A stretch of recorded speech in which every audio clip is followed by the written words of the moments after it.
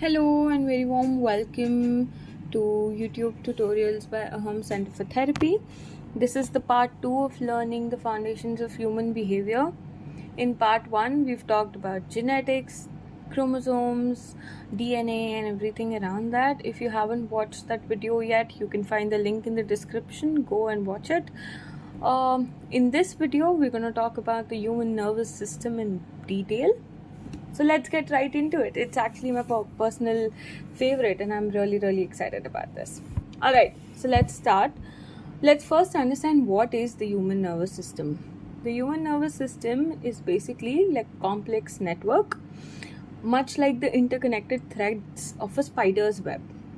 These threads are spread throughout the body, starting from the brain to all the extremities of your hands and feet and spread through all the organs. Imagine it like a communication highway of your body where information flows seamlessly between your brain and the various parts of your body.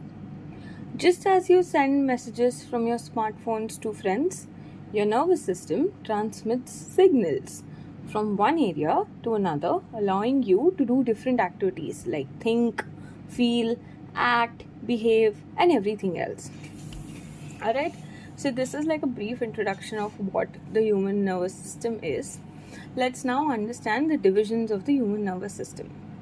Breaking it down, we have the central nervous system as the core control center, orchestrating the symphony of your actions and thoughts. Picture the CNS as the conductor of an orchestra, guiding each section to play in harmony. Imagine you've gone to watch an orchestra and there's a man standing with a stick in his hand instructing each section to play in a certain manner. That's exactly what CNS does. Then there's the peripheral nervous system, which is the PNS, which acts like a messenger, relaying instructions from CNS to different parts of the body. Just like a postal service ensures letters reaching their destination, PNS ensures messages reach their intended targets. Within the PNS, we have two major divisions. The first one is the somatic nervous system, which is the SNS, responsible for the voluntary actions, much like a skilled dancer executing choreographed moves. So basically all your voluntary functions, voluntary meaning the ones that you control, the ones that you consciously control and decide to do. For example, walking or moving your hand.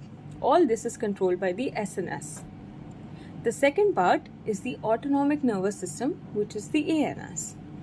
The ANS functions involuntarily and maintains essential body functions. Basically, it's like the automatic pilot system that keeps everything running smoothly without your conscious effort. So for example, when you are sleeping, you don't have to consciously remind your body to breathe, right? Your body automatically breathes in its own rhythm. This automatic breathing is controlled by the ANS. Now let's step into the central nervous system, which is your brain's command center. Basically, the CNS is constituted of the brain and the spinal cord. It's like the cockpit of a futuristic spaceship where all the crucial decisions are made and actions are initiated. Let's talk about the first and the most important part of the CNS, which is the brain. Visualize your brain as a delicate yet powerful organ, which is just about the size of a cauliflower, nestled securely within your skull. It weighs around 3 pounds and it is positioned just above your eyes, right behind your forehead. Imagine it like a captain's quarter on a ship, where the ship's course and activities are meticulously planned and executed. Now let's talk about the basic functioning of the CNS. How does the brain and the CNS all in together function? The CNS functions as a grand control room, processing a constant stream of incoming signals. Similar to a control room in a factory, it receives raw materials, which are the sensory inputs, in the form of various stimulus, which we're going to talk about further. But for now, you can just remember them as the sensory inputs, which are then processed into products, which is called as the neural processing. This can happen by the organs called as interneurons. Again, we're going to talk about them in the further video. And then the final product are dispatched through the motor output to various departments for action. So there's a sensory input, then there's neural processing, and then there's a motor output. That's the basic functioning of the CNS. Now let's talk about the further divisions of the brain. The main three divisions are the forebrain, midbrain, and the hindbrain. Visualize your brain as a mansion with different wings. The forebrain is the intellectual hub where higher order thinking and decision making takes place. The midbrain acts as an alert center akin to a security station detecting potential threats or changes in the environment. The hindbrain resembles a sophisticated control room overseeing the vital functions like breathing, heartbeat, and balance. Think of the forebrain like a bustling marketplace of ideas and emotions. Basically, it's the main part and the biggest part of the brain.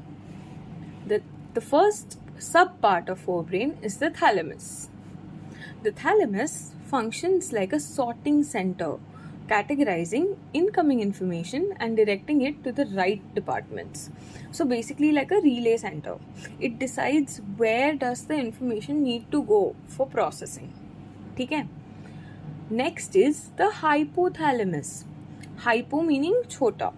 So hypothalamus is right below the thalamus. Okay? So now what is hypothalamus? Basically, it's like a diligent manager which ensures your body's basic needs are met. From hunger to thirst to body temperature. All the basic things are controlled by the hypothalamus. It's a very, very important part of the brain. Okay? Next is the limbic system. Now, I personally love limbic system. It's actually my favorite part of the brain. Now, how do we understand limbic system? Is think of it like a theater. Okay, it handles your emotions and memories. Just as a theater's lighting and music evoke emotions, the limbic system influences your feelings and reactions.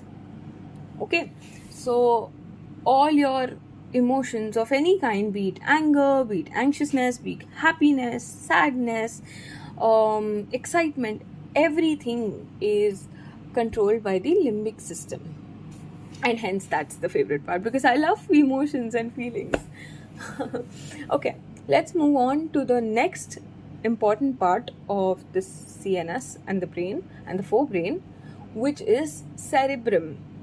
Cerebrum is the intellectual epicenter where all the thoughts, reasoning, conscious awareness resides.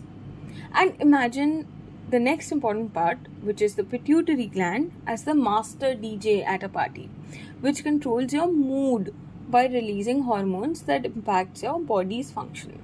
So pituitary gland is basically a master gland of endocrine system, which again we're going to talk about in the future. Very, very important part of your brain, which controls all your hormones and hormone functioning in the body. Alright, so these were the parts of the forebrain. Let's now talk about the cerebrum and their hemispheres, which is the right hemisphere and the left hemisphere. Visualize your cerebrum as a pair of headphones, with each side specializing in distinct functions. The left hemisphere excels in logic, language, and analytical thinking, like a scientist conducting experiments. So, to remember which hemisphere works on what, remember left is the scientist. Okay? So, scientist meaning it will work on logic, it will work on language, anything analytical will be taken care by the left hemisphere. Now, the right hemisphere is the realm of creativity, emotions, artistic expression, everything like crafting a masterpiece. So, to remember, think of the right hemisphere as an artist. Left is the scientist, right is the artist. Connecting these two is the corpus callosum. Basically, corpus callosum acts as a bridge connecting these hemispheres, enabling them to collaborate and communicate effectively.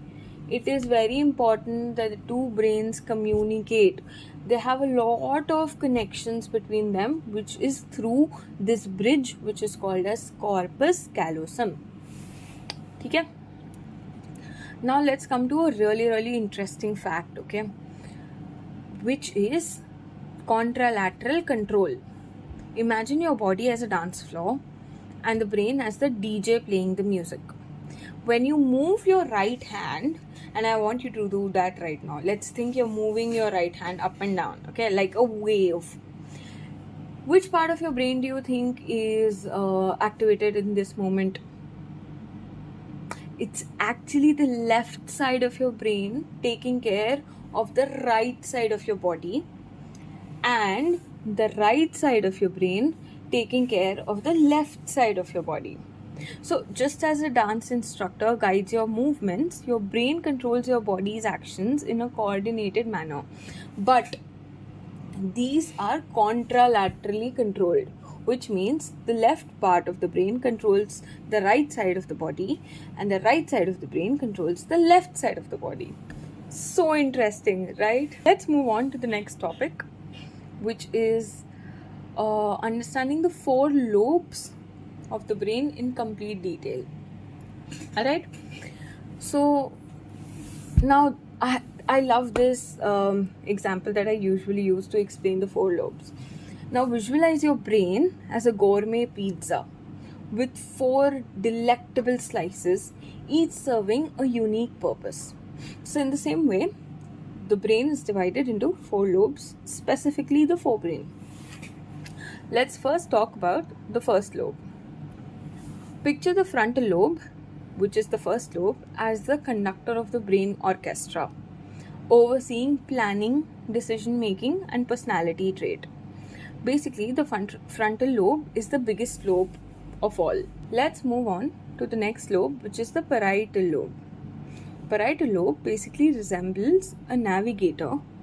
It processes sensory information and, most importantly, spatial awareness, like creating a mental map for your surroundings.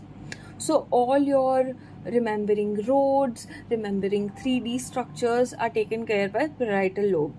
So if you are to become an architect, your parietal lobe needs to be really strong. Okay? Now let's move on to the temporal lobe. Now temporal lobe is basically located right above your ears. Alright? Both the ears on both the sides.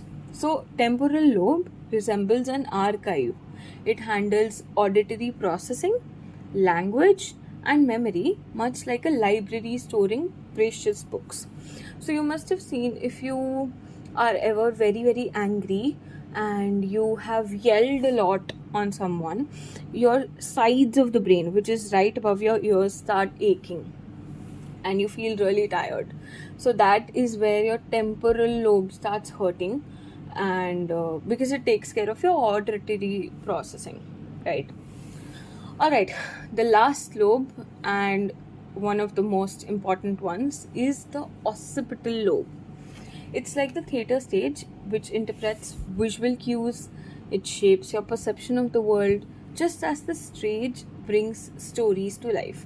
So all your sight related functions are taken care by the occipital lobe.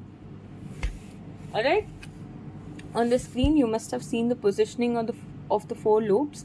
The frontal is in the front, the parietal is right at the back of the frontal, the temporal is below that, above the ears, and the occipital is towards the back of your head. Alright, so this was all about the brain and the 4 lobes of the brain and the different parts of the brain. If you have any questions, please feel free to drop it in the comments below and we'll try to answer all of them. Okay, thank you so much. We'll see you in the next video where we're going to talk about the neuron and its functioning in very detail. Alright, like, share and subscribe. Thank you so much. Bye-bye.